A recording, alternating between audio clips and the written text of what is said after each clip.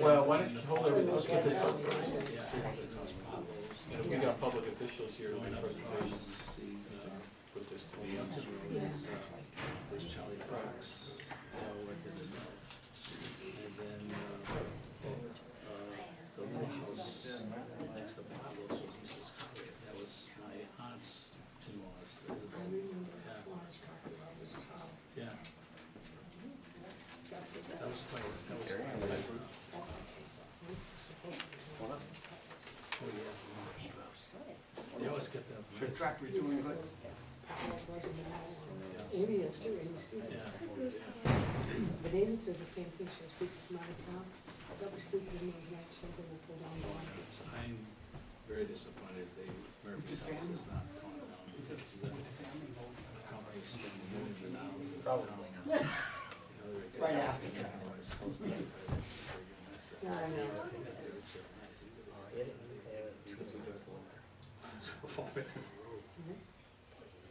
That was half a decent place. Oh, yeah. Smith lives on He thought it was Sure was at one point. and my sister lived there, and Murphy lives there. That was 3 apartments in that house. And Mr. Murphy builds, So we're kind he was a wheeler dealer in hip displaced, torn ACL, Rudy Holland. Wow. That's how they and did then a couple days later, picking up his big house and taking wheels.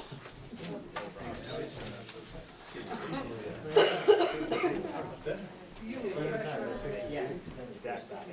You should have the history of Stacks on Hollow. There's some great, You really should have. a lot of fun. That was a great idea. Yes. Very friendly. Right,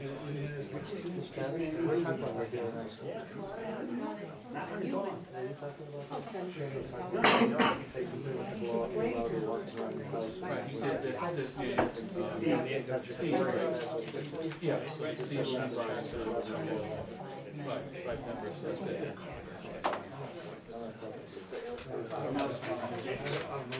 Okay, would you like me to call the special meeting to order?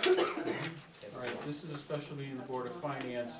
What brings us about is, we have a letter from John Miller. You want to pass it down to me? Resigning his position on the Board of Finance, and, you can read it to the health reasons. I know he has been ill, and it's a shame, but he's been a good member all these years. So that creates a vacancy on the Board of Finance, and the procedure for filling a vacancy is spelled out in 7343, which says in case of a vacancy in the membership of the Board of Finance, unless otherwise provided, it's not. The remaining members of the board shall, at a special meeting called by the chairman for that purpose, by a majority vote, appoint a successor, and shall serve until the next town election until a successor is elected and has qualified. And so therefore I call the special meeting, which is, we're here for this evening to fill the vacancy. I also want to point out is that under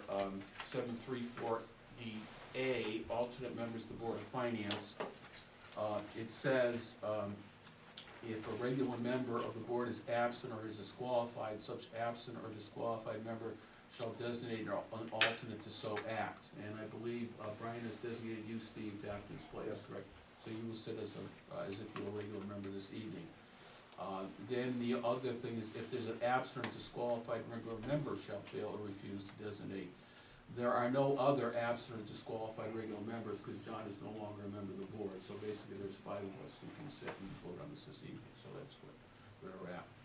Now, I believe there's been a letter submitted from Mr. Shuck recommending that Steve Garrett be chosen for the position. I also have a letter from the Democratic Town Committee recommending that we choose Gary Fisher for the position. So those are the 2 names that I assume will be placed in nomination or will be considered this evening. I don't know, would you like to have the 2 people speak to us before we vote? Great. You're the chairman, what do you think? Yeah, I think that'd be good. I don't know, Gary, would you like to explain to us your reason for wanting to run and your experience? Or? Yes, I understand that, obviously John Miller has resigned because of health issues, and I've been employed in the financial services business for the last 21 years. I have a background in finance. I understand budgets. I want to continue my public service to the town. I founded the Energy Advisory Committee 5 years ago, and, which is large, my committee and myself are largely responsible for the energy projects that are about to start construction, and amongst the projects that have been completed that are saving the town a substantial amount of money for the next 20 years or so. So essentially I was asked if I wanted to serve on this board, and I accepted. Okay, thank you. Steve, did you want to say something? Sure. I too also have been involved in finance my whole adult life. And I would like to fill the position. And one of the reasons is I very simply think that the budget process that we have here is pretty drawn out. I know most of the people who've done it will tell you the first year, you really can't quite figure out what's going on. It takes a while to get into it.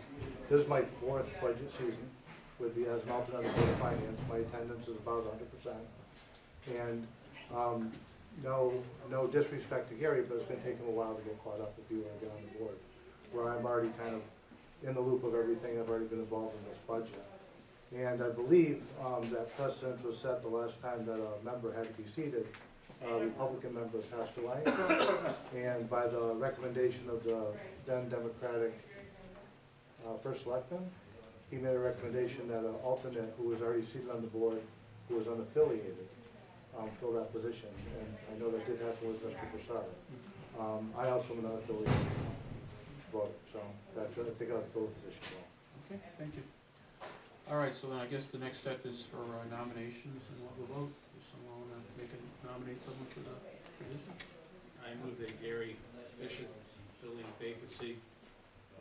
Second. I hear a nomination second. And any other names be placed in nomination? Nomination, Steve Gary. Well, but you're not sitting this evening because. Okay. Not until 7 o'clock. I'll nominate Steve Gary. Okay, nominate Steve Garrick, and you'll second that, right, Steve? Yes. Okay, all right. I'm voting on behalf of Right. Ryan. Okay, so you're not really, it's not really your Ryan's vote. giving me voting instructions already. We got that. Okay, so you have 2 names placed for nomination, so I'll go call for a vote. All in favor of Gary Fisher, please say aye. Aye. Aye. Okay, all in favor of Steve Garrick, please say aye. Aye. All right, so I have 2 in favor of Fisher and 2 in favor of Garrick. I will vote for Gary Fisher, so Gary Fisher is elected by a vote of 3-2. Okay? Welcome. Yeah, welcome. All right, now Gary, I have the oath for you. You come forward and stand up, you can sit this evening. Raise your right hand. You solemnly swear that you will faithfully discharge, according to law, your duties as a member of the Board of Finance for the town of Stafford to the best of your abilities, so help you God. Yes, I do. Okay, so you are now a member of the board. Thank you. Okay, so that concludes the special meeting. Would someone want to make a motion to adjourn that meeting? So Do I hear a second? Second. All in favor, say aye. Aye. The special meeting is adjourned. And it's 7 o'clock, so we can now go forward with the regular meeting. I just have so many things. I just need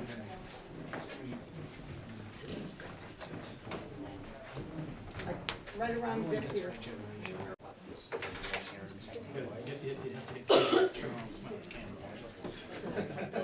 Right, you have to, Oh, okay. you have to know everything in our book by the end of the evening.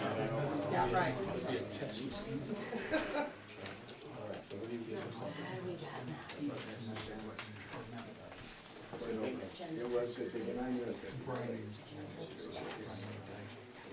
that any different than what you requested? That was the other meeting, March 18th? the second meeting.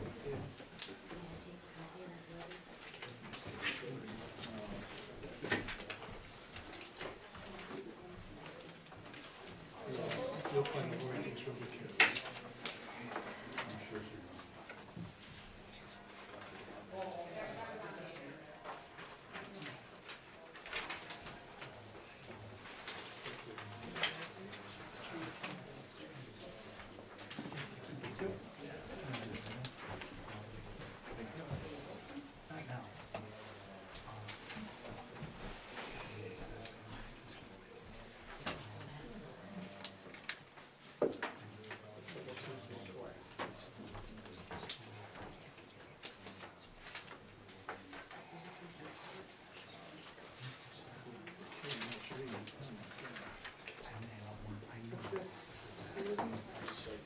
buildings. That's what Bruce did? Bigger than last time. You might not have They time. should have been smaller like this a couple years ago, shouldn't they? They should have been smaller a couple years ago. This fix. Ah, use bigger letters.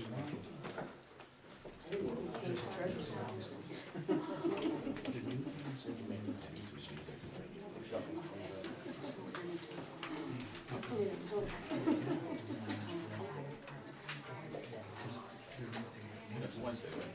Yeah, okay. Yeah, okay. Okay, so we're all set, Gilbert? Okay, I'll call the meeting to order. All right, we now have 5 regular members here this evening, and Steve is sitting in the place of Ryan, who's absent, so we have 6. All right, first, order of business, approved minutes of March 16, 2015 meeting. So moved. Do I hear a second? Second. Any discussion on the minutes? Okay, all in favor of the approval of the minutes, please say aye. Any opposed? Okay, the minutes for March 16th stand approved. I know we have several items on the agenda, but we do have members of your administration here to make some presentations, right? So why don't we go do that first? I don't know who's speaking about what order. Bruce Davison, Bruce Okay, and also Dennis Milanovich is here if anybody has any okay. questions on the building department. All right, so Bruce, you were going to speak on which departments? The Facility department. facilities department, okay. Yep. All right.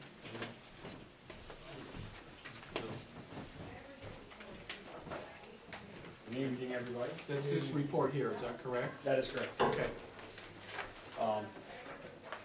It's a recap of last year.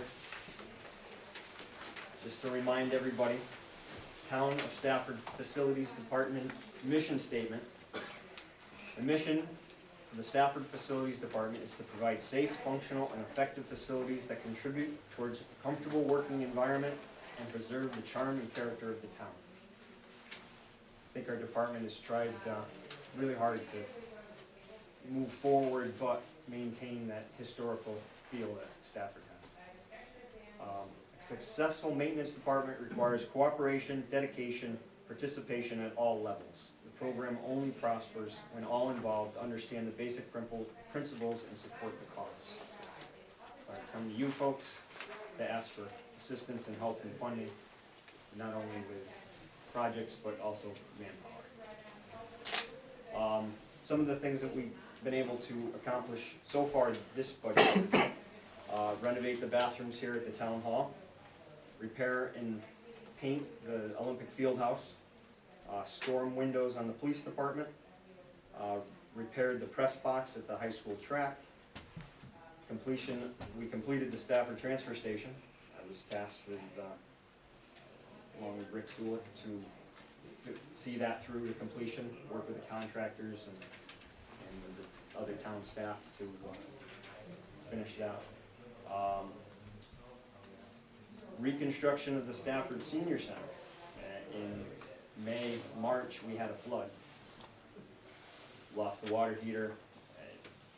We had 2 inches of water in the whole hall, so they had to come in and remove sheetrock and throw stuff away. So I was tasked with overseeing all of that. We completed a renovation of the Social Services Director's office up at the community center, and just completed building alarm system upgrades at the community center. Hopefully for the rest of this year, and some of these things are in the works now, installing a ductless split AC unit at the police department in the server room, with the addition of a state fiber optic network rack that they installed there. Created more equipment than we had originally intended to have in that one room. And then our IT director wants to move his servers over there. They're secure, dry, it's got a backup generator, so hopefully that will go through. Refinishing hardwood floor at Memorial Hall, installing gutters at the highway department, interior painting at the old town hall, repairing the electrical service of the West Stafford Salt Dome, installing alarm system at the animal control facility. And the big one, which I've got my plans and specs and blueprints for, is the fire alarm upgrade at the community center. That system is outdated, wasn't installed correctly 20 years ago. It's two separate standalone systems, one is failing. So the plan is to make it all one system for the whole building. But that involves fire alarm engineer, bringing it all up to code.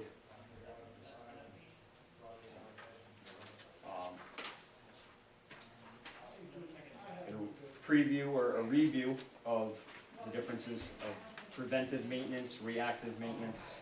It's all the same stuff that I had put in last year. And I gave you a copy, breakdown building by building of my budget. You know, what I figured on doing. So that's, if you have any questions. When Mr. Shuck talked to me the other day, he said that you had one big question of why is there a reduction in the 2015-16 maintenance budget? Well, there's a reduction because we're a maintenance department, not a construction department. We try to provide fast responses to emergencies and timely responses to building requests. With a department of only 2 men, 1 working supervisor and 1 worker, for a town that probably should have 1 supervisor and 5 workers, we do the best we can. Some of the maintenance department's responsibilities: cleaning and maintaining heating and air conditioning units. We have 36 different units in 13 different buildings. Air filter changes, brushing down boilers, changing oil nozzles and filters, weekly checks in the wintertime. Maintaining and servicing building alarm systems, telephone systems and data cabling in all the buildings. They relocated the plotter from one office to another, so I had to run new data cables back to the head end of them and reconnect that and put that back on our network. Card access controls and cameras. If something is wrong or needs to be inputted or updated, that falls on us. Annual inspections and testings of building fire alarm systems. We currently have 11 buildings that have fire alarm systems. They need to be tested and inspected every year. We set up for Summerfest, Autumn in the Park, and other events. We maintain structures and other equipment in the town parks, gazebos, outbuildings. Along with the Parks Department, we winterize the buildings that we shut down for the winter time. Healy Field, Hyde Park, Staffordville Beach. We provide support to the Board of Education in various projects. Building alarms, fire alarms, lighting control, and small electrical projects. Along with small renovations and upgrades to our town facility. Provide contractor oversight. And one thing that I'm not real happy about this year, but snow removal on roofs. Spent nearly 2 weeks taking care of that. We had 5 leaks in different buildings this year. Cold weather, lots of snow.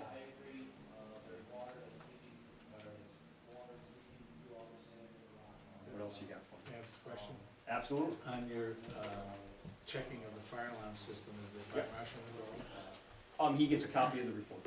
He doesn't go on site to check these with you? No. Interesting. What's that? Interesting. So, No, he's Could he do this? Could he do this?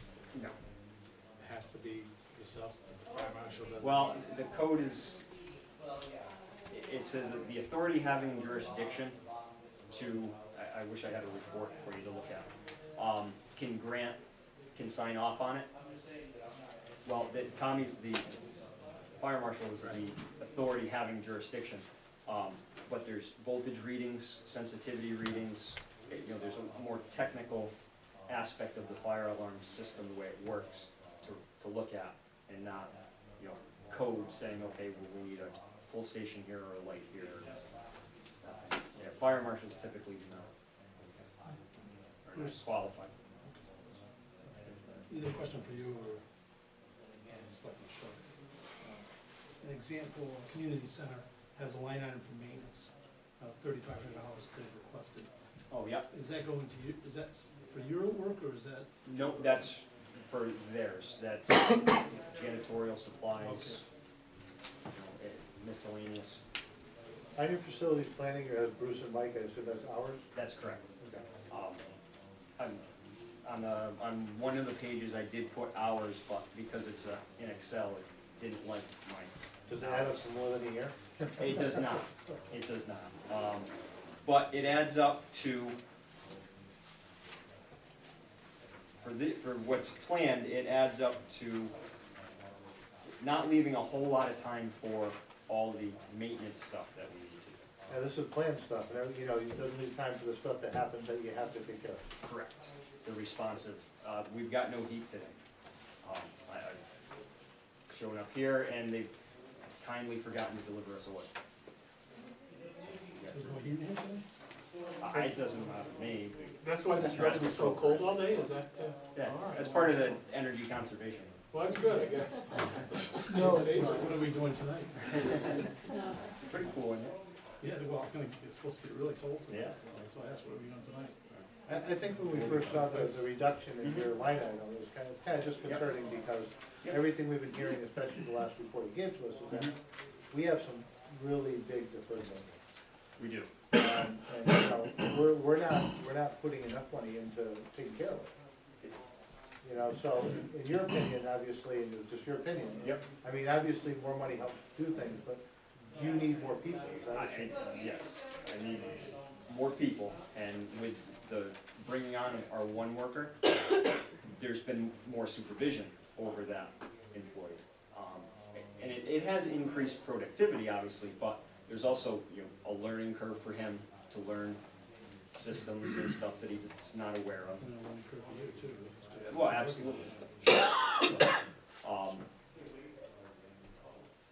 I tried to be really aggressive the last couple of years, and just found that I just run out of time.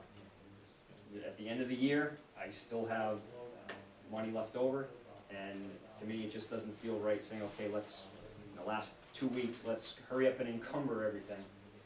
So now I'm spending encumbered money in August and September, so now that leaves me for next year, now I get more to encumber. So to me, it just didn't make any sense, and It almost We seems need like to we're focus on- pulling that budget back is kind of short-sighted because what we're saving now is gonna cost us much more down the road. I don't follow your question. In other words, we're deferring a lot of things we should be doing. Those items that you should be Yeah. doing don't get less expensive 2 years from now. That's They correct. become worse, they get more expensive, similar to like the road situation. Mhm. In other words, we've been pulling back and not spending money on building maintenance on our roads that, we probably should be trying to find more money to get into there in order to Yep. preserve. Yep. You know, I- if nothing else, just preserve and keep status quo. Right, well, I see your sight line, but there's not enough staff, there's not enough people to spend the money. You know, and we don't have, I don't know where it would necessarily fall, but that town plan to say, okay, you know, this building, we're gonna put together a package and renovate. You know, instead of, you know, we can do one room at a time and go through the whole building. But that takes a substantial amount of time. Lisa, could we take that money that he didn't spend in this line item and set up a fund? Well, that's what we're looking to do. We're gonna come back to you in like May, see where he stands with what he's got left, and do just that, create a capital You project mentioned fund. that last night, didn't you? Right. Monday night, okay. So Yeah. we could build up a. Right, and start shifting it in there, so if he doesn't have time to use it, at least it's there, something happens, he's got that, or can put Well, something out to And bid, things like that can be for the major. bigger Bigger. projects. We need a roof Right. replacement, Yeah. we need, Where you're hiring a Oil. contractor to do it. Exactly. exactly. Mr. Shook, is there any plans for maybe hiring more help for Mr. Davis? None in this budget. None in this budget. It just seems like the I said last capital, night, I had like 10 more people between parks. Legitimate and- question, good answer. Yeah. the capital fund's a great idea, but if we just keep putting money in it, but we don't have time to No, but then the bigger projects go out to bid, Yeah. and someone else is doing them, he's not physically doing them. Can that fund be dipped into for anything else, or is that fund strictly gonna go? No, it would be labeled by the Board of Finance strictly for capital improvements to town buildings. We can talk about that later. Bruce, of the, what is it, what was this amount, no, the 431,600 that you appropriated last year. Whoa, excuse me, 400,000? Is that what it says here? It didn't make it to you? That, no, it was 137 maybe? I don't have last year's budget with This me. includes salaries, postage, plumbing, Oh, utilities, all right. water, sewer use fees, HVAC. My You're line you're item referring is- to the 179.1 for building updates and repairs? Right, but Yeah. the 431 includes things like postage, which is not something you have any access to. Any- Yeah. But that's what that's what he's My asking about. question to Those you are line is, items. you know, it sounds like you think you're coming up with not spending the whole amount this year. So my question is, what do you think you're gonna spend this year of what you appropriated?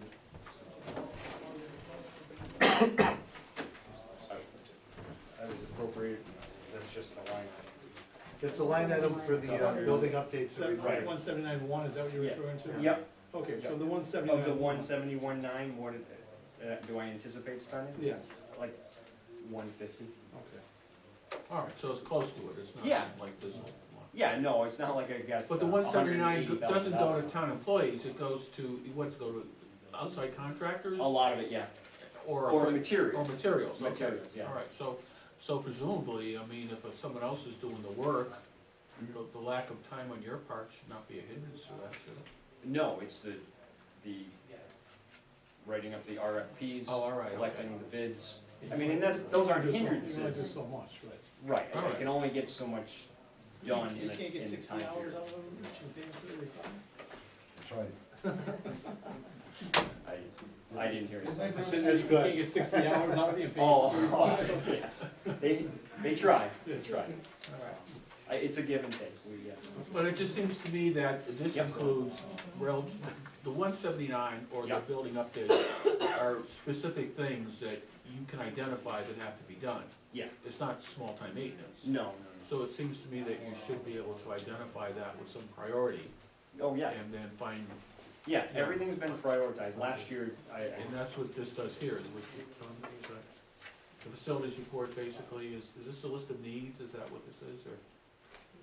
that has my plan, but yes, it has my budget. Right, Each building broke down okay, with each task given an estimated dollar value. all right, are these all things that will be done within the budget that you're asking for, or is this? That's the hope, The whole, that's the hope. okay, You know, but I find that, you know, the day-to-day maintenance of the buildings, right, the lock doesn't work, the door doesn't close, can stop you from getting something. you wanna that get stops to. from getting the bigger things done. Right, Right. You know, and that's, to me, that's what the maintenance department is here for. We're here when the garage calls because they don't have any, right. when the library calls because the air conditioner doesn't work. You know, we respond in 20 minutes, not 3 days. But if I understand what you're saying, your goal is to, or at least your anticipation is that you will get this done with the budget you're asking for, is that? Yeah. Okay. Good. You're doing a heck of a job. Well, thank you, Steve. Good job. I try hard. Okay, and then, Richard was from?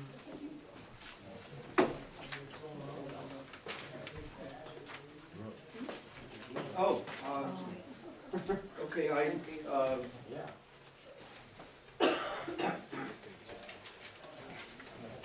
I made a formal presentation last week, Yeah, we also that was good.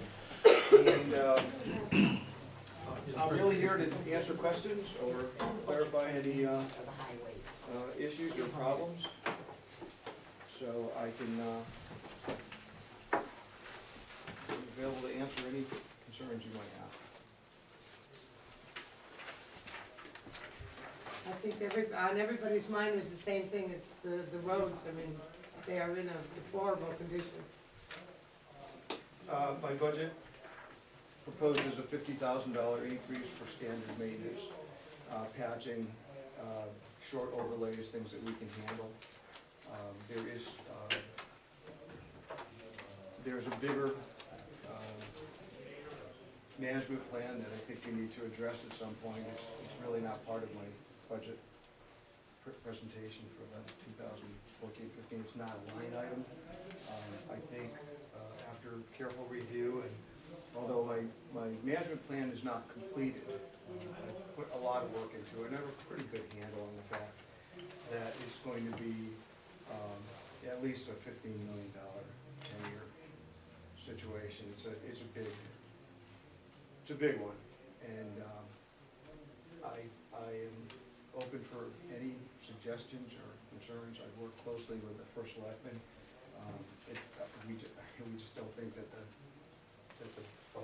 budget is going to be able to handle a line item of that kind of magnitude.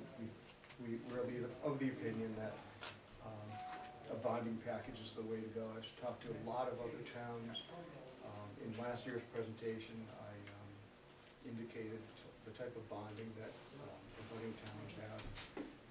I mean, I can give you that information. I do have a rough plan. Actually, I don't have it with me. But I really, I'm not really prepared to present a official management plan, road by road. It's something that how do we have to get there. Help me to get there. I don't know how to finance it. Question to Rich, and maybe to Mr. Bailey sitting here. Thanks for coming tonight. Thanks.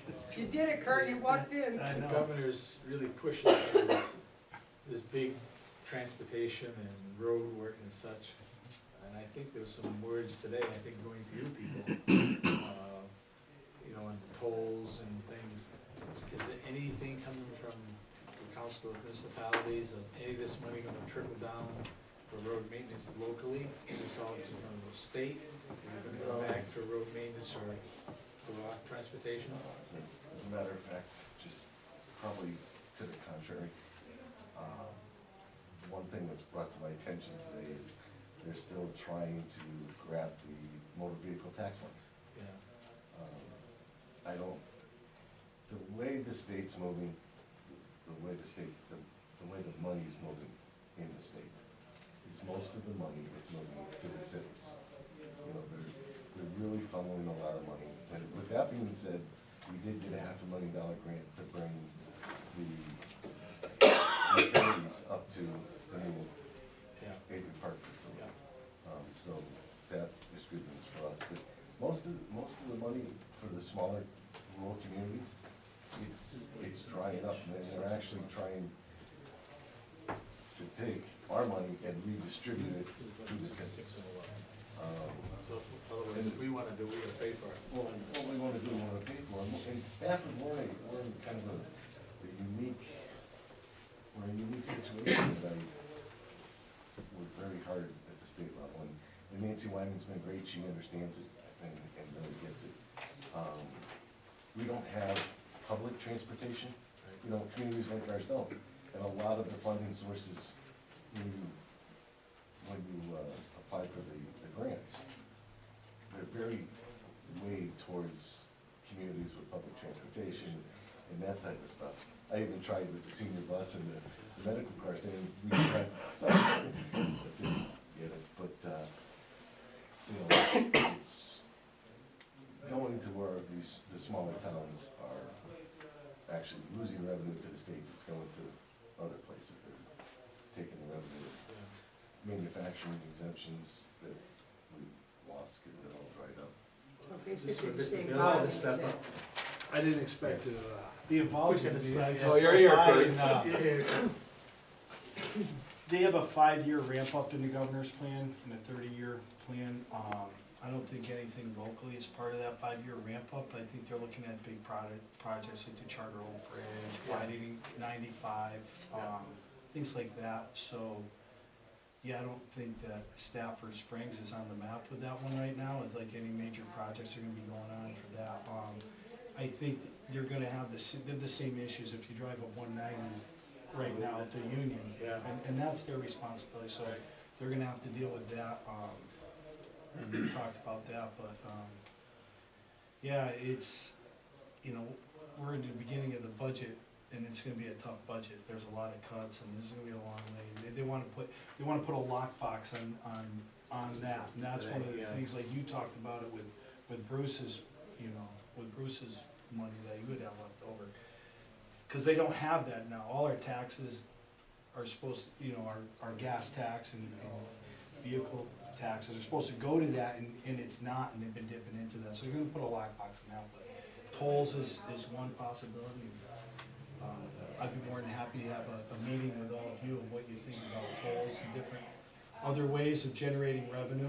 That's something that's gonna be coming up, I'll be more than happy to sit down with We all anybody here travel, and talk we pay about in that. other states. It is, and, you know, there's some statistics, you know, there would be border tolls, over the highways. That would affect us directly because we're right in between 84 and 91. Some of the statistics that they gave us is that over 70% of the people that drive on our highways are from out of state. I think that's even more applicable on 95. Yeah. And they're not stopping here to buy gas because it's outrageously priced. So they're tearing up our roads, they're using it, and we're not generating any revenue from it. So that's the argument for tolls. They wouldn't be the old intrusive toll boxes like they had, you know, back in the day at the Charter Oak Bridge and everywhere else. They would be over the road. You know, there's a lot, you know, how much is that gonna cost? How long before we're ahead of the game from implement, how much is it gonna cost? You know, what tax breaks are they gonna give us being a border town? So there's a lot of stuff, so. But I know in that plan that their projects, none of them are and not around, that can benefit us in this area. And maybe in 30 years we're part of the plan. Even the rail system that, you know, we're talking about that's not even part of their 5-year ramp up right now, so that's something I've been trying to find out more about. But it's part of their 30-year plan, but not part of their 5-year plan, so. I don't know if that helps with any of this stuff, but, I'm kinda on the fence on tolls, so I'd be more than happy to have I was even thinking when that comes up, maybe even have a town meeting about that to get people's ideas on that issue. Cause I'm kinda on the fence on that one. Anybody that travels, you know, you get to Florida or you go to Maine, wherever, you know, look at New Hampshire, right in the middle of it, Yeah. they've got you. And that's always, and I've traveled there for 50 years, and that stretch of highway is probably some of the best highway you can travel on. Small stretch with a lot of tolls. Yeah, and even, I go to New Hampshire now, of course, I go from Massachusetts, the roads are much better, all of a sudden the roads, it's just like night and day, and that's where that money goes. And again, I would hope maybe they could alleviate some of our tax burden by, you know, doing that, and, you know, maybe some of the gas tax burden, but we're still in the beginning stages of this, so I don't have any concrete answers, but those are some of the things people are talking about. I'm not on the transportation committee, so, all the committees are kinda closing up, and the bills are getting through, and then, Thank you. I don't know if that helped at all, but. Well, that's worth looking into. I mean, I know, like you say, that toll in I-95 in New Hampshire, I mean, everybody's going to Maine, medical in New Hampshire. They run the whole state of New Hampshire on that toll, I figure, because the line is always like 5 miles backed up, everyone's paying It's so $5 crucial. when they go through. I'm not sure the high person in the government was trying to get to Boston, and the traffic was backed all the way to Maine. So they changed it, they got a $2 toll going one way, free the other way. It lasted for, I think, either 1 or 2 years, and then they went both ways, but he was upset, he couldn't get to Boston to a ball game or something, and so they changed it, so it was one-way traffic for a short time. Of course, now they do electronics, so. Well, that's the other thing with the, like when I go to New York City, Easy you just pass. zip right through, they Right. take your picture and send you a bill. Yeah. So It there's would no be the need, same. there's no need to be stopping and handing out the money and all If you that have stuff. Easy Pass, you won't even have to do that. Right, you have Yeah. Easy Pass, but now you don't even need Easy Pass. You go through, it's because not like you're Easy getting a ticket, you Right. just pay the bill and. Yeah, you Someone get a bill in from the the legislature mentioned that they wouldn't tax the Connecticut person going through it. So, well, Yeah, I there's don't all think How are kinds you of, ever gonna yeah, it's you tough, can, because they read your number plate. yeah, it's So gonna be a high-tech today, tough, It's unbelievable, I don't know if you can. tough. There's a lot of people, people from Enfield are vehemently against this, cause they're worried about, And it would affect us too, they're worried about people getting off, using the side roads to get up into Massachusetts. I think all that's gonna depend on how much the toll is. You know, if it's a $5 toll, then they're probably gonna get off. If it's a $1 toll, I don't think, you know, so there's a lot of things they're juggling, they're talking about, try to win them over, really giving them a tax break somehow, so, you know, this one, so there's a lot of different I don't think tolls are gonna solve the problem in Stafford. things. No. No. I will say that, one thing I did observe this year, and it was really, it's been profound and very upsetting to me. Based on the fact that we've had such tremendously cold weather, we have areas in town where we're seeing as much as 5 feet of frost, 5 feet. As Dennis can, support, normally a water line is down at 42 inches or so by code. We have frozen lines going into the transfer station. These were put in correctly. It's just, we just opened up a sewer line over the weekend on West Street, and it was down correctly, but the frost exceeded the depth of that sewer line by about 14 inches. So, yeah. Yeah, so this is tough, and what we find is that you end up with warmer weather like we've just experienced. You get thawing down to 18 inches or whatever, with a fairly impermeable frozen layer below. And as vehicles go over it, it pumps, and water keeps coming and moving. The big offender, and I don't mean to throw anyone under the bus, as a person that runs trucks myself, I understand how important it is for trucks to continue on the roads. But they do a lot of damage this time of the year. We've had some specific roads, which I won't go into detail, but we've had a lot of problems, and I've spoke at length with Mr. Shuck about trying to implement some sort of regulations that would allow me to post the roads in the springtime, at least the dirt roads. Up north, they post the roads, they limit the weight to a given number, and they limit the heavy truck traffic. But our roads can't handle this stuff. They're not made for it, they're not designed for it. And, I think in terms of the cracking and the damaging that we see on our own roads, a lot of that occurs in springtime, and, we pay for it for the rest of the year. But once they're cracked and water starts to get in, and we can chase them with crack sealing and chip sealing and all that, but, boy, once they start to break up, it's tough. And that's something that we can work for preventive work. But in terms of, repairing what we've got, I did complete my survey of the roads last year as part of my management plan. I've cleaned up my numbers dramatically, and as I indicated in my last presentation last year, to do routine maintenance is $23,760 a linear mile. 31% of our roads are in that state of routine, that's nice. That's pretty inexpensive. To do rehabilitation is $164,580 a mile. Unfortunately,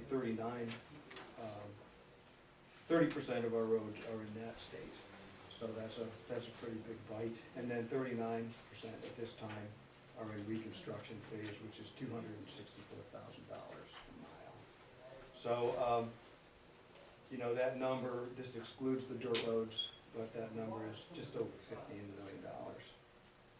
So, I have cleaned that up. I believe last year I was thinking maybe 19 million, it was an estimate. But that's kind of where I stand in terms of management. I think it's gonna be quite a challenge to try to fund it. But I'm open to any suggestion. What I've asked for in this budget's line item is minimal. I've asked for 250 up to 300,000. So what's included in the 250 that you appropriated last year? How much of that will you spend this year? Every bit of it. Every bit of it? Oh, yeah. And the 300,000 that you budgeted, what's the cost of bituminous concrete through chip sealing? From the beginning of this year, did it go down at all with the lower cost of oil? Why is that? No, I don't have new prices for this year, but as of last year. It's mostly one product, isn't it? Oh, yeah, Oh, yeah. Don't you think it would down a little bit? Yeah, one would hope, and maybe it will this year. I mean, I don't have prices yet.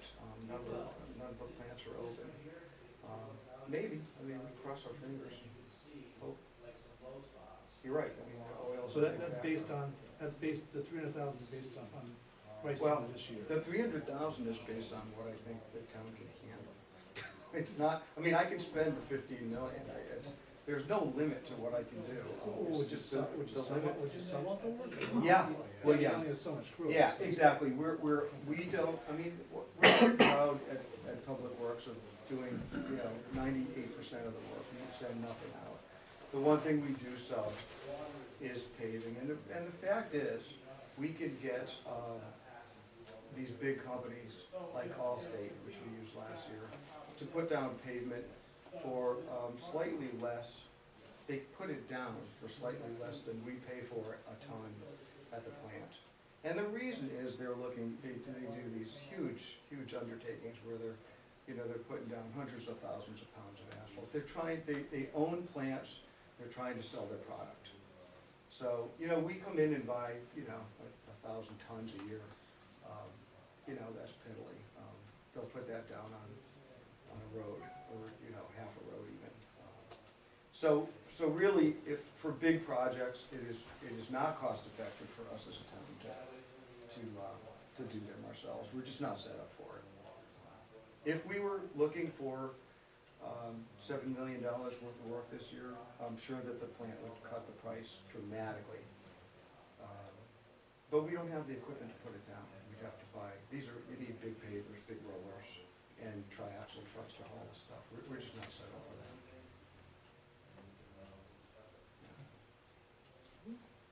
I know, when Mr. Kroll was first selectman, he had some company that came in and had trucks that just went in and ground the stuff up and repaved it.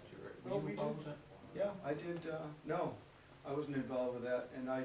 Are you aware of that, though? Oh, yeah, we did, I mean, last year's presentation showed the Boyer Road project. We did more than Mr. Cole did. We But went you in used the and same we technique. totally ground, Okay. we totally Right. we graded Boyer Road. I have pictures in last year's Okay, so you're still presentation. doing that, in other words? Well, we didn't do any this year. I don't have the money. Okay. Yeah, we were really not funded much over the course of the year last year. We're spending more and more on pothole repair. But you had 250,000 last year, Yeah. only 200,000 the year before. We had some money that was encumbered from the prior year, and we used a good portion of that was funded by our, what line item is that, the state grant? LoSiP grant. Yeah, Okay. Yeah, 13 was 513,000, yeah. and the year before that was 340. Yeah. So we're actually below those 2 years. Yes, and I can easily and cost effectively, spend any money that we can get, and we need it desperately. If we I'm could just trying to, earmark, we could earmark 1 mil, which is $707,000. Maybe you can't give me the numbers tonight, but how much could you do if you had to regrade the roads and everything? How much mileage would you get out of, say, $750,000, which would be roughly 1 mil? well, I believe in taking, this is a very unpopular stand, but as I indicated last year in my presentation, I firmly believe in taking care of our best roads first. So The roads that are in rehab state they're gonna be in rehab state next year and the year after. I mean, they're shot, they're done, they're junk. That would have to be a bonded part, but Yeah. say you But I had, mean, I would spend that money on taking care of our better roads, and it's gonna be unpopular, because people are gonna say, well, what about the top end of Boyer Road? I mean, you can hardly drive over there, why aren't you fixing that? So, I mean, I have to, how shall we say, consider the politics of it sometimes a little bit. You have to try to, show the townspeople that they're. I think we have to start something for their money. somewhere showing the public what we can do, Yes. with a dedicated amount of money. Yeah, thank That you. you can do, you can fix up, say for example, we have many of the developments are, those roads are within the last, what, 10 or 15 years, that you probably could save at a far more reduced cost than it would be tearing them all up and Right. But Rick, I think the public would complain less about your plan, because I think your plan has merit, I will tell you that. If you were to maintain the hazards on those roads that are shot. For example, we've got a culvert that sinks this time of year, and it sinks like 2 feet. You know, my neighbor said the aspen truck went over and the rear wheels were off the ground when it came 2 apart. feet, it's not? No, I wouldn't say it's 2 feet. Yeah. It's down a foot though. Okay. So, at least it was down a foot at the peak. Yeah, I mean, I think it's starting to subside a little bit. We work hard, I mean, anybody, I put it out to everyone, if you've got a pothole, a bump, a hump, something that needs attention, please call us, we do a work order and we'll. These were flagged last year. Yeah. They were orange painted at the end of the season as if they were Oh, gonna fix. part of Leonard Road? This is Hydro Road. Well, yeah, yeah, You've yeah, got, yeah. the one culvert's not too bad, but the one is next to Kent Radasky's house. What I'm saying is, I haven't been on Boyer Road, but if you were to at least maintain the hazards on these roads that are shot, Yeah. you might get less feedback from the public and a little bit of a better understanding. Okay. Yeah, yeah. Well, they're patches, right? We do a lot of patching, we do a lot of patching, it's, you could say that we're throwing good money after bad, but you'd have to keep them No, safe that's too. not true. If you put in a culvert, put it in properly, it would be done for when you rebuilt the road at some point in time. So if you did it properly, that road up there hasn't had any maintenance in 30 years. Yep. Okay, so, It's very difficult to put a culvert in properly when the surrounding road has not been put in properly. I understand. You have to understand that when, the worst thing you can do on a road like ours, and I know you're not gonna believe this, but trust me, the worst thing you can do is do a culvert properly. The worst thing you can do is dig it out and bed it and put the culvert in and finish it off, cover it with nice sharp sand and permeable material. Because what happens is the water freely drains through it, it never freezes, the road around it heaves when it does freeze. If you've got a road here that's got 6 inches of topsoil, 12 inches of loamy material, and then whatever, hard pan, and then you put your new culvert in and fill it with nice gravel, you're gonna end up with a big bump. So you really kind of have, properly doing it is really putting it back exactly the way you found it. Maybe the alternative is to strip the pavement off the road, make it a dirt road. But even then, Well, I mean, put a culvert in. I know, it's not, it's a The little roads more. the roads are getting so I- bad that you might be better off not having the pavement. Well, I didn't put the culverts in, so, What's that? we I are, don't see that being popular. we're doing our What about best the to roads that have repair huge things holes properly. and potholes in them? I mean, Yeah. there's one by Shells. I took the corner to go up to Orcaville. It's been fixed. You're working And today. I thought it was No, it's gonna been swallow fixed. my car. No, it's done. I worked today. Yep. The rule of thumb that I worked on in the highway department, what you take out, put back. You put it back exactly how you found it. One thing that, and I try to stress this to everybody, gentleman was just in the office today. We've got 125 miles of paved road. So the one pothole that you see and hit, there's 50 or 100 more in town. I do understand yeah, that. Why I and brought that one up yeah. is that's a very popular road going back from the big Y And and Rick back. and I So were thought just, maybe- was just up there last Yeah, Friday. Yeah, I was afraid a lot of cars were gonna get We torn up. cold patch, that's all we can And do. it doesn't, the state It's a highways, temporary they patch, put it and- down, if that's the corner, it comes right back up. Yeah. Yeah. And we do maintain that road, but for the record, I'm not sure that's really a town road, but that's a whole. No, okay. Yeah. So, okay, I can, But I will- anyway, what you're thinking is bonding is about the only way that we're really gonna get our roads It into is. touch. it is, and to answer your question, I didn't mean to avoid it. If you were to give me X amount of dollars, how would I spend it? I'm really not prepared to say how exactly where I would spend it, but consider the fact that, chip sealing is a little more than $23,000. Rehabilitation is a little more than $164,000, and reconstruction is about $270,000. I think I would try to do a little bit of each. Okay. $23,000 a mile. It's, Mr. Chairman, may I make offer a suggestion? Perhaps you could ask the director to evaluate a 10 or a 12-year cycle for repaving and revamping the roads on a continuous basis. So that if you cycled them every 12 years, you know, you've got, well, every 10 years it would take you, 12 miles of road in some configuration. And then he could balance off, the workloads between the good, the bad, and the ugly. Yeah, it's gotta be part of a real solid plan. At this point, the only solid part I can tell you is the general price. You know, if there's any hope of funding this thing, I will work very hard to. And these prices are as of when? That these numbers are as of when? 2014. Okay. Do you think it might be a difference because of the price of oil? Is it, it's around $40 a barrel now? Does it follow as fast as gasoline goes down? No, it does not.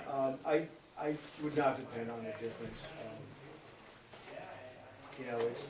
It's funny. It seems to climb pretty rapidly as the cost of oil rises, but it just never falls back like you'd expect it to.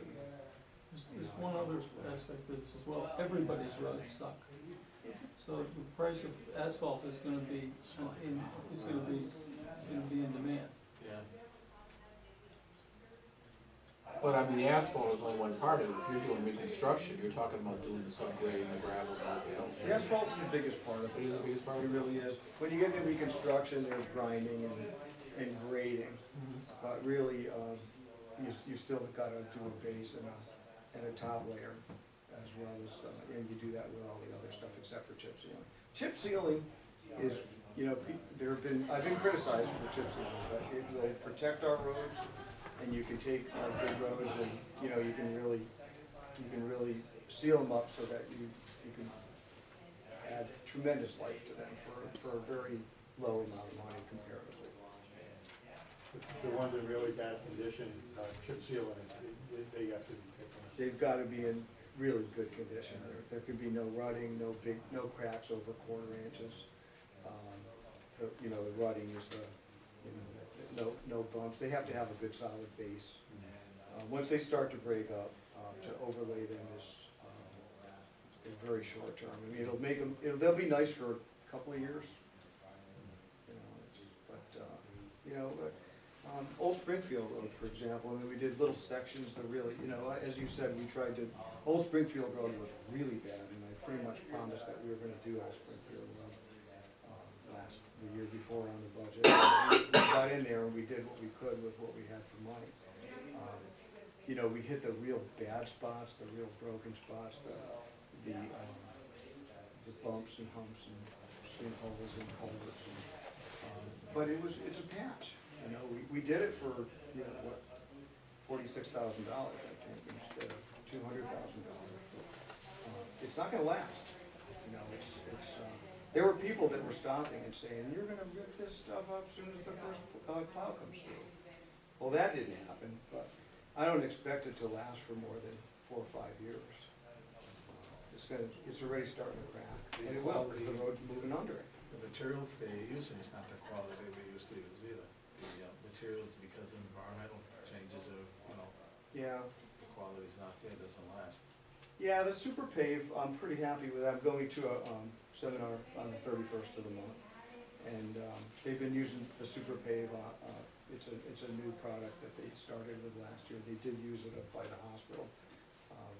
I'm really thinking about it. It looks like a pretty good product.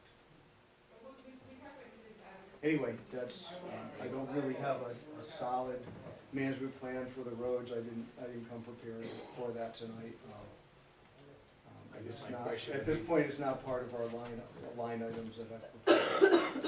We can't, we bought a plan, it has to come from the selectman's office, really.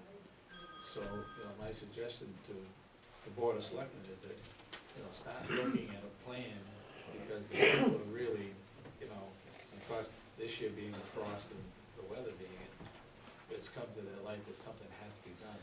I'll ask him to finish his plan, and I'll talk to Bruce and just draft up the resolutions and Yeah, and present to the voters, tell them, you know, if you want the roads fixed up, this is what we gotta do. It's a hot topic. yeah. Exactly. Oh, yeah. And not just the roads, if we can do a decent, you know, get some things for the buildings that need to have done too. Probably should look at everything at once. Yeah, the major Okay, plan. that's what I'm thinking. You had some comment on the equipment repairs, at the public hearing, do you wanna comment on that briefly? Yeah, sure. There are a couple items you said that really weren't actually. Okay, the new line item?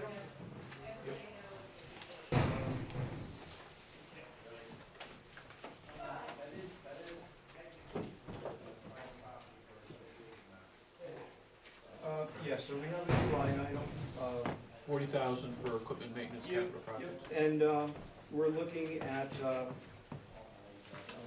some real over-needed sandblasting and painting. I would like to rent a liquid sandblaster for a month or so over the course of the summer, and sandblast and repaint the lowboy trailer that's up at the transfer station.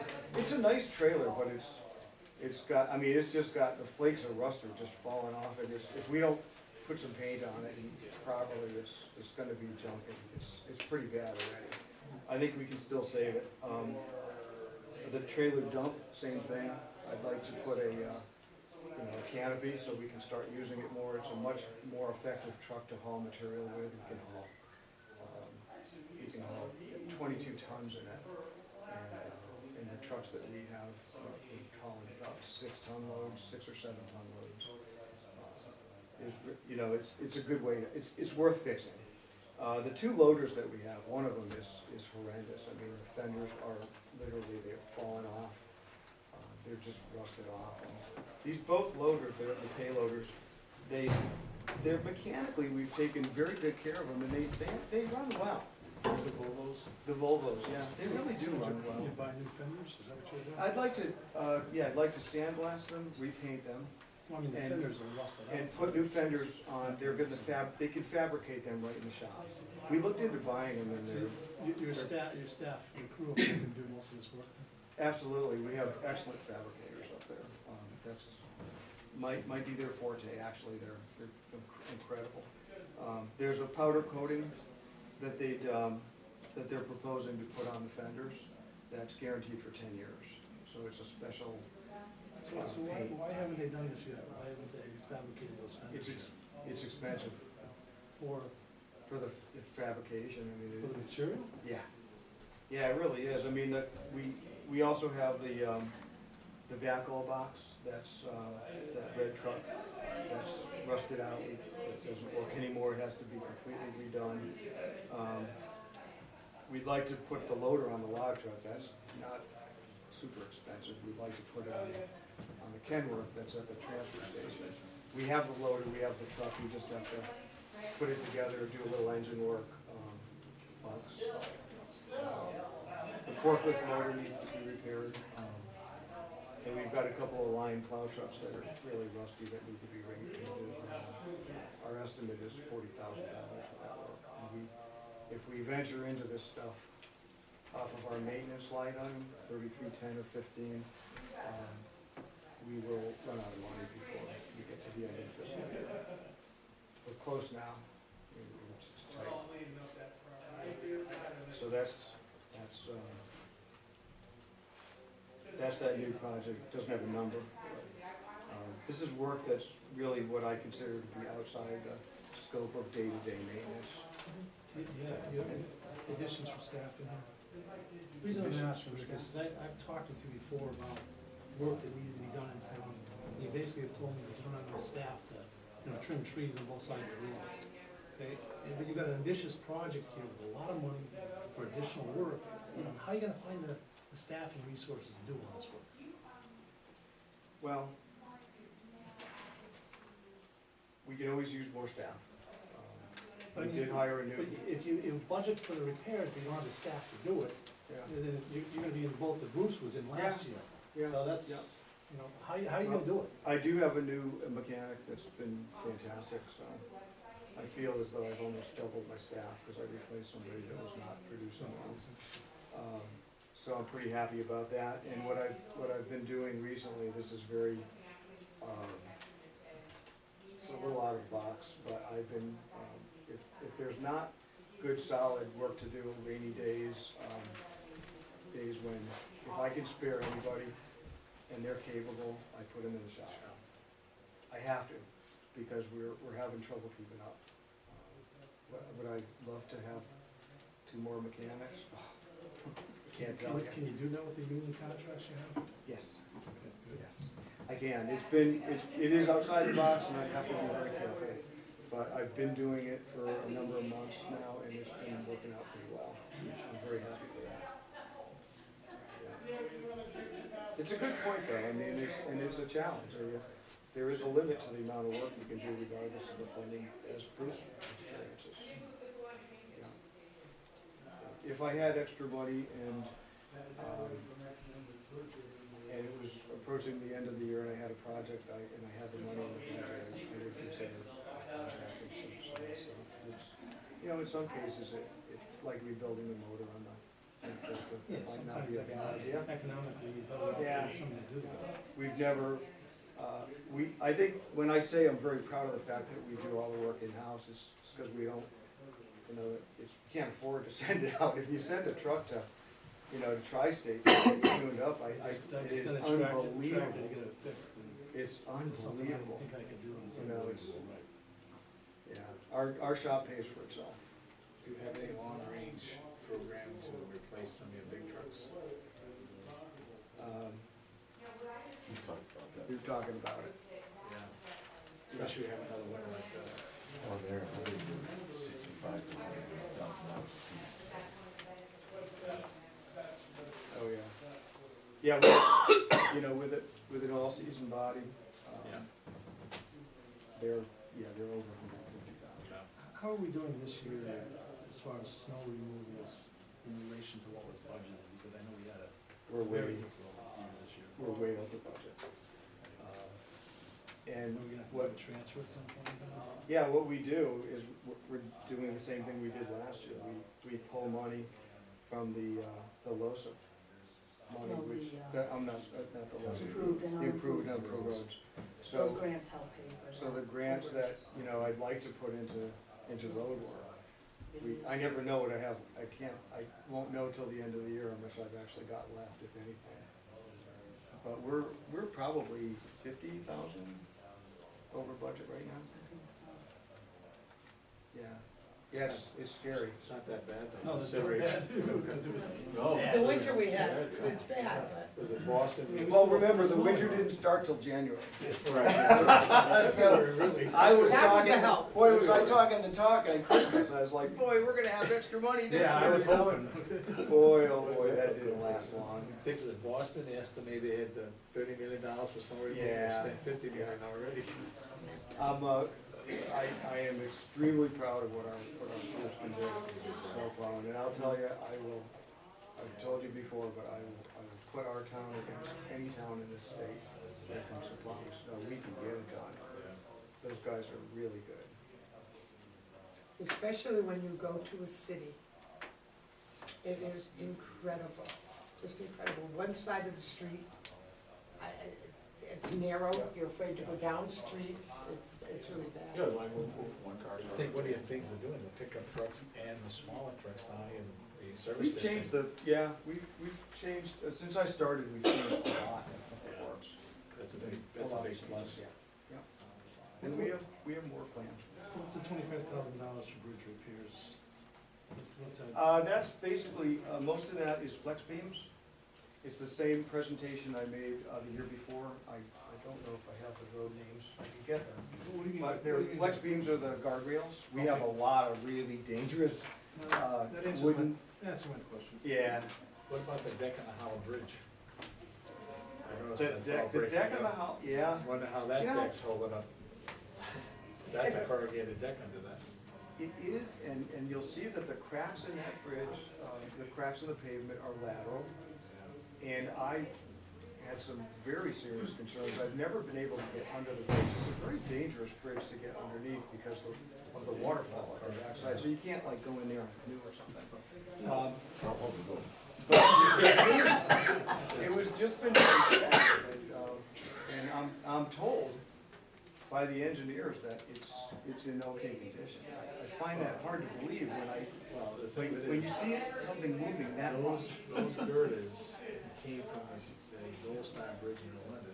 Luke and I managed to get those free. And if you get about 6 more of those, it'll be strictly all girders across that. What's happened, that's a deck on it, like the steel you put on the ceiling. And with those heavy trucks going, that's the flex, and across, your andesite has no life in it any longer. That's exactly right, and So, that's, so what happens, it starts to dry out, and it breaks. Yep. And that's what's happened, up the other day, I noticed that, so. I have concerns about all the bridges in town. And that one, really caught my eye last year. Because the girders aren't that far apart, I think there's 7 girders under that, and the tops are about that wide. But when you see cracking that goes perpendicular to the length of the bridge, it tells a story that may not end well. Fortunately, the base below it, I think, is good and solid, based on the engineering. So. That was done in 75, 76, we put the Yeah. girders down. Yeah. And that was under state aid, and when you had the state inspectors, and the fellow knew they were taking the bridge into London down, so if we would pay the transportation up, they would give them to us, so we Right. brought them up. Yeah, I think in a perfect world, you would at least put a membrane down and, pull the material off, put down a membrane and pave over the top of it. That's the standard of the industry. Rick, you mentioned bridge inspections. I don't see a category in here for an expense for inspections. Yeah, I don't have a line item for So you- inspections, you nor do don't I have- hire inspectors. We had, Okay. So you don't typically, that was an occasional thing.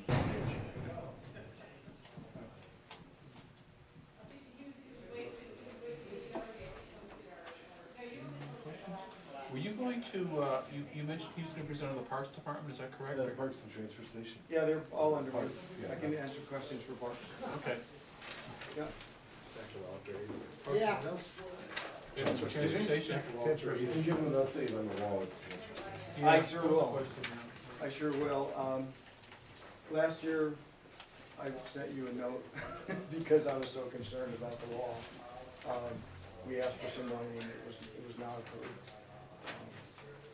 I'm asking for $50,000 for wall repairs at the recyclable area. There were pictures in my presentation of that wall. And unfortunately,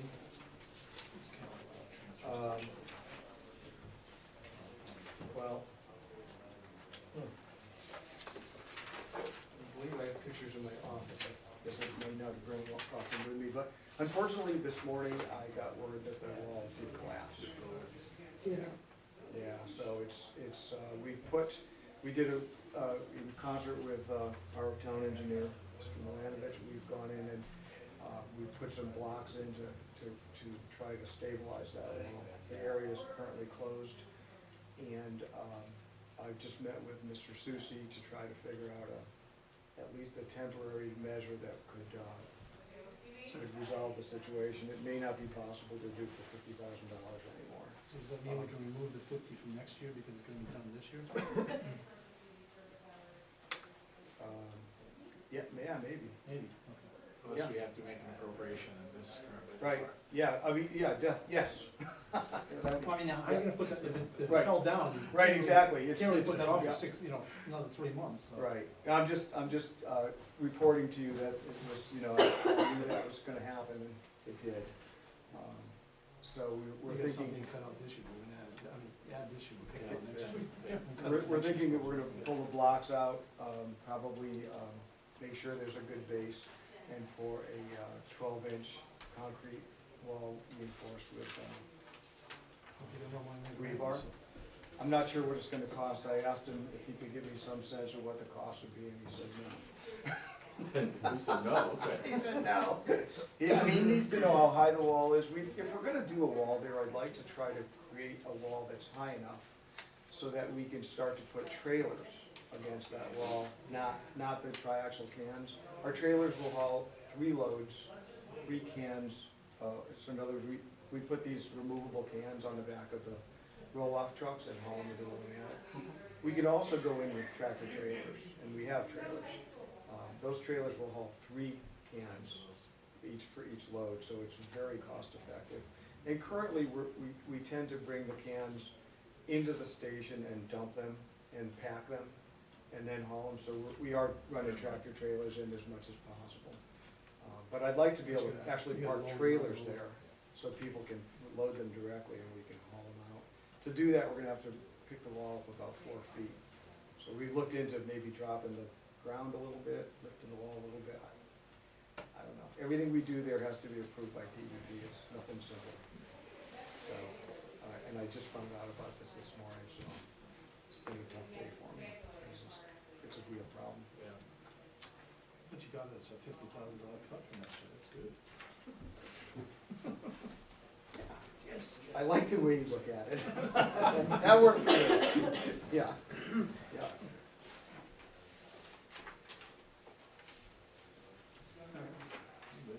And parks?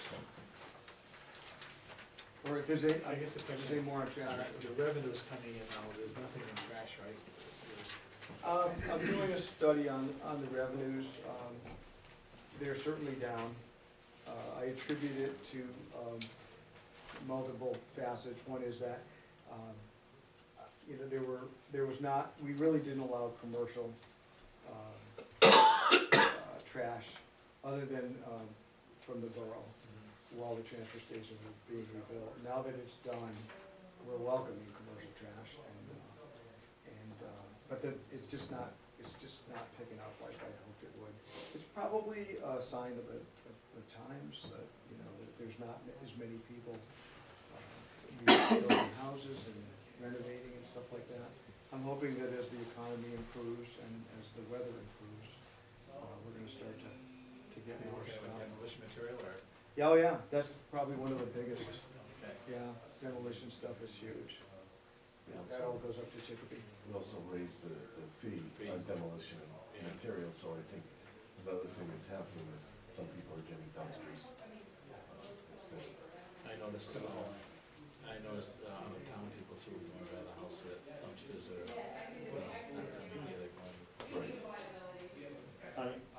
Mr. Chairman, on that topic, I know one of the contractors that I was working with and was asking about dumping fees and whether he should carry them in his price or not, said that he brings his stuff to Willimantic because it's cheaper even with the fuel to get there and back again. So maybe that'd be, one of the It is reasons cheaper. Yeah, they're down. it's a challenging question. I mean, you're trying to balance profits and, not profit, But I mean, looking for profits, we're just trying to cover most of our Right, costs. well, we must have a reduction in our tipping fees though, if we're gonna have that reduction in our stuff being delivered to the plant, right? We could, Well, we should. I we mean, should, don't yeah, make we sense. should, yeah. Yeah, and I think that reflects in the budget too. Yeah. With the negotiations. Yeah.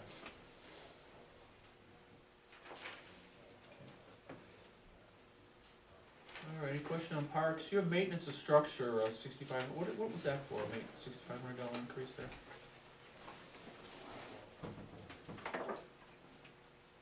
338, 108. I got the same question, where and why? Okay.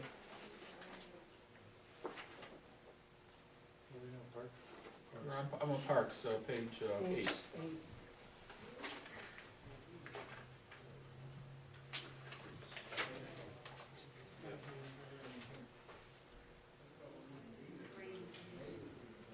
What line item? 8108, maintenance of structure. Major structure, yep. Yes, that's, we have, Weston and Sampson Bills, which is an engineering firm. And work on the gazebo that we had looked at. So this is for the gazebo? Yeah, and engineering.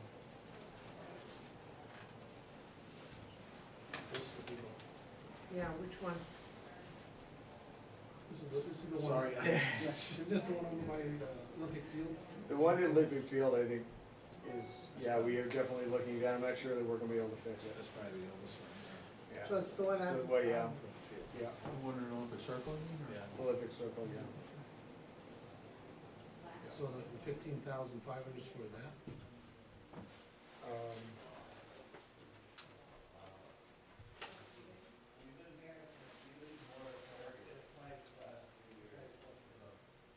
It was a variance of 6,500, was a total of 15,000. 15,000, from 9 to 16,500.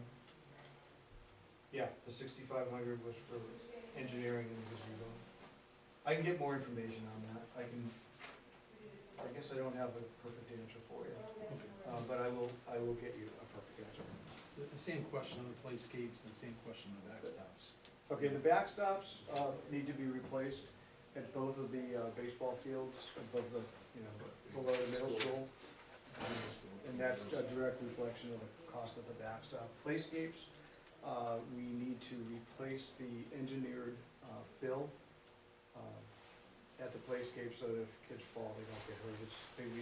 We go through a rigid inspection process every year, and the material is quite expensive. That's $7,000, and we just recently found out that we may be having to do some work up at Kelly Field if we can get some funding, so we'll have I to. haven't been in a playscape since my kids got older.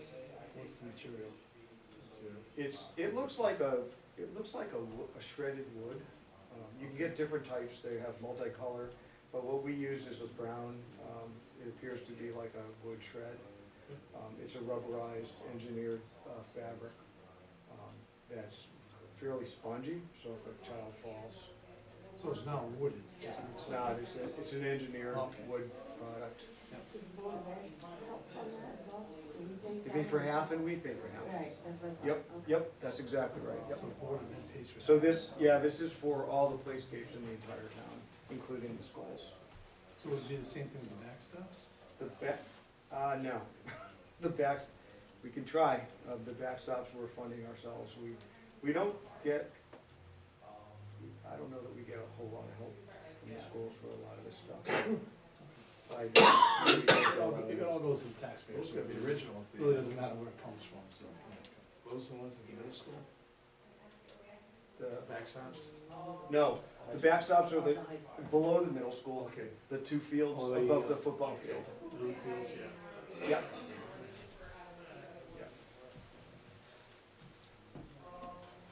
Last year we did goals, soccer goals. This year we're doing backstops. Okay. Well, you gotta maintain it. Yeah. Well, the town uses as much of the schools. Yeah. Yeah. Yeah. A lot more. Okay, so any more questions for, Appreciate Okay. it. Thank you. thank you very much.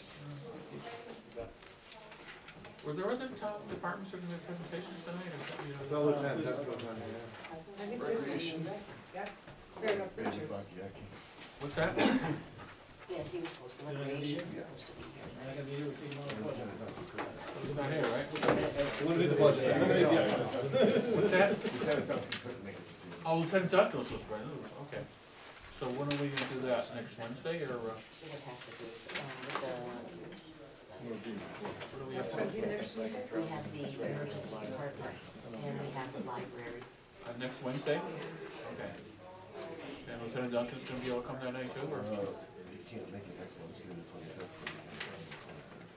come what? We have March 30th. The 23rd, we're at the elementary school. Right, so that'll be March for 30th then, education. all right? Okay. So March 30th would be the, Be the police. And so next and we Wednesday, wanna do recreation here too then as well, well, but yeah, he's not here tonight. well, I'd rather do it the 25th and we get him in then, get the stuff done, so, right? See if we can get him to the 25th, if not the 30th. You're saying the 23rd, where, We're at At the the school. Board of Ed office. because according to this up here, regular meeting. Right, but that's been superseded by our, So we're gonna be the 23rd. Okay, so March 23rd, we're up at the school. Elementary school? the elementary school, and that's at 6:30, right, is that, do I hear that? 6:30 on the 23rd? I think so, yeah. Is that correct? I didn't have that. Okay. I will follow up and I'll get it out to you. We'll double check with you to make sure. That's Monday, right? That'll be the next meeting. Our next meeting will be Monday at the school to review the school budget. Elementary school? Joy. Yeah. And then the 25th back here. Yeah, that's right. And then we'll have fire departments And then the 30th is a public hearing, according to this. What are you looking at? You're in the wrong month. Oh, I'm not. Let's advertise public hearing. It's close. Oh, it's close. Wait a minute, let me look again. Oh, yeah, we're gonna advertise it. All right, let's go to the other items on the agenda. We have a budget transfer for the service district. Does everybody have this now, or, okay, if I can explain what happened, in the judgment and losses section of the service district budget, they were short, $319.78. The judgment losses basically goes on overpayments of unpaid taxes, so it's refunds that have to be paid out.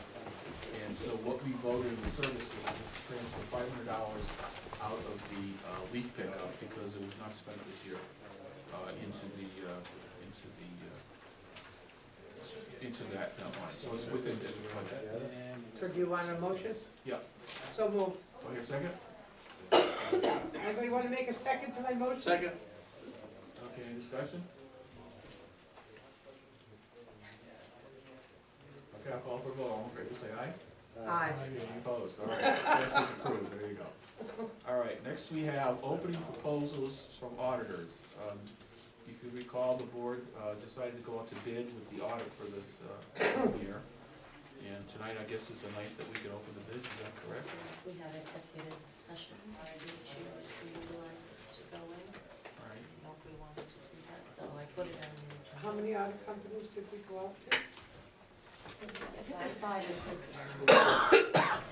Have you gotten all the results back? that's it. This is it, huh?